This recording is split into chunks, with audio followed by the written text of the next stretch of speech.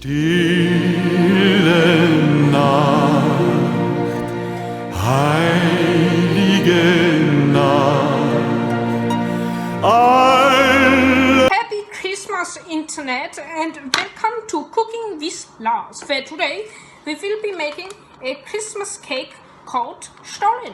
It starts off with a half packet of yeast. I think half a packet shall do.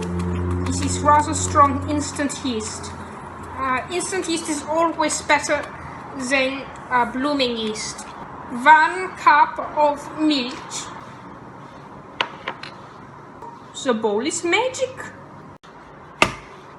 1 egg, a 2-fingered pinch of nutmeg, and another big pinch of cinnamon.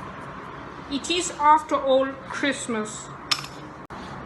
A good 2 or 3 tablespoons of honey.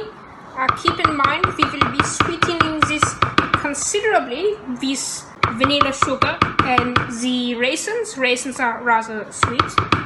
Add 2 cups of flour, 1/2 cup of raisins. And you may be thinking, Lazarus, doesn't STOLLEN have 10 types of fruit in it?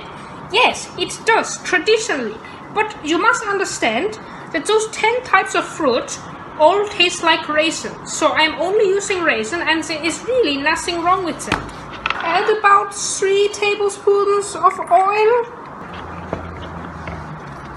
I almost forgot 1 packet of vanilla sugar.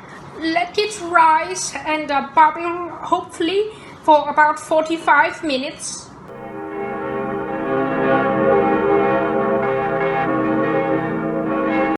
Now that the yeast has done its magic, it is time to transfer the mixture into a container that is buttered and sugared. If you do have other types of dried fruit, you should put some in. It doesn't matter when, but STOLLEN, like I said before, is meant to have lots of fruit, so I'm putting some strawberries as well. You can put almonds, you can put walnuts, candied ginger, anything you want. It is Christmas. Now it is time to put this Christmas treat into the oven. And there you have it, an Austrian STOLLEN. Lovely, but it needs icing sugar.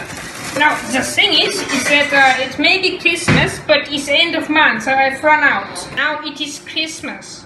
I would like to wish you all a happy Christmas. Try this recipe yourself.